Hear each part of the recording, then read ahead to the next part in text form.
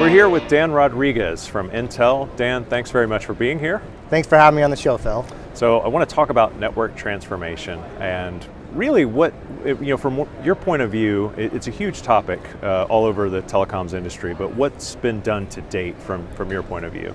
Yeah, thanks, Phil.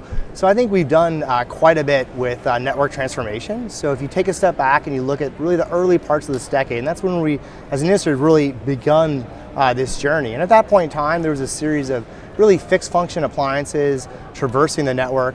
We've since then, as an overall ecosystem, moved the market to more general purpose servers. And then we've also added virtualization on top to add more flexibility. And in this journey, there's all sorts of different open source efforts and communities where people are delivering really hardened NFV reference architectures that comm service providers can take and run a number of virtual network functions on it. And then if you take a moment and you just think about the type of deployments we've had a lot of deployments to date really around the central core network. So you're seeing a lot of deployments for virtual EPC as an example, virtual IMS, virtual CDN. And I think where network transformation is going is people are really excited about plans for 5G.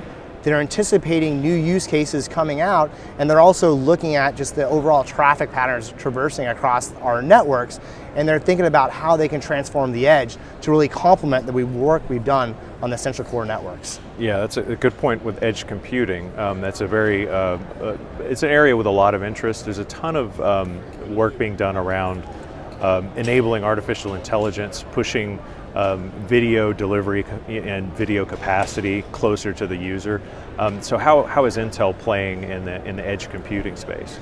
Well, I think we're doing a few things. So I think at the highest level, we are excited about the transformation at the edge. Because when you talk about those new use cases, you mentioned a couple right there, and there's others that are really going to push the edge of the network. So there's a concept that the industry is calling next generation CO. And what this really is, it's the modernization of the central office and really transforming that into a fiber-rich mini data center at the edge.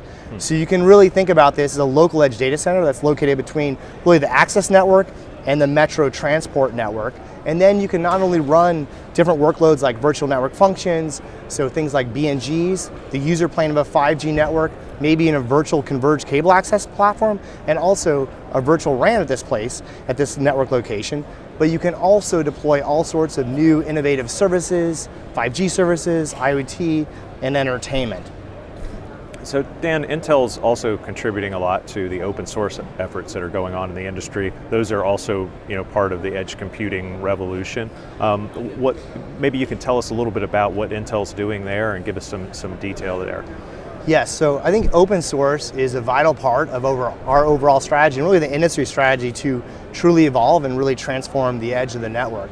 So Intel is making all sorts of contributions, such as contributions to DBDK, FDIO, OPNFV, and also to projects like Core.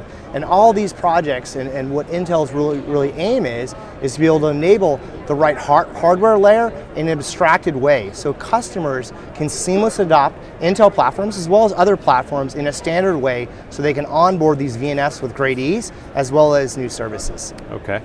And that's kind of leads right into the next idea of the rest of the edge computing revolution that's sort of happening is enabling new and interesting enterprise services and enabling it in a new way.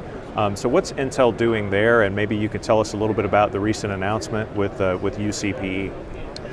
So one of the concepts that the industry is really excited about is deploying managed enterprise services really from the network.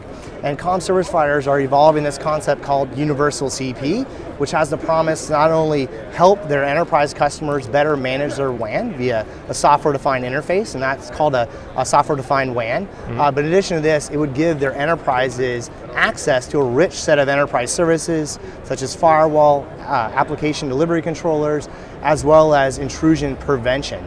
So this is a concept that's caught a lot of fire in the industry now. We're seeing a lot of industry analysts project very rapid growth here. So Intel, what we're doing to be able to support this is we just introduced today the Intel Select Solutions for Universal CPE. Okay. Now these are a set of reference architectures that allows OEMs to really speed time to market since it's built on proven Intel recipes in addition to helping comm service providers have the right confidence in our partners' solutions, that they can get to market very quickly, as well as run a whole host of virtual network functions on it. And I think the last thing I'd want to bring up here is that our announcement wasn't just an Intel announcement today. We also had 5 other industry partners, and those are Advantech, Lanner, Supermicro, Premier, as well as Silicom. Excellent. So the final announcement that Intel made had something to do with cryptography. So give me a little bit of detail there. Yes, we introduced our latest and greatest Quick Assist adapter card. And essentially what this is our Intel Quick Assist adapter card that fits into standard servers that are developed by many different OEM partners. And this card that we announced today is the 8970, and it doubled the crypto acceleration up to 100 gigabits. So it's a card that we're now offering, again, for any OEM to be able to adopt this quite seamlessly, and it provides both security as well as storage acceleration. And you can find more about it, of course, on Intel's website. Fantastic. Dan, thanks so much for being here today. I appreciate it. Yes, thank you very much for the opportunity, Phil.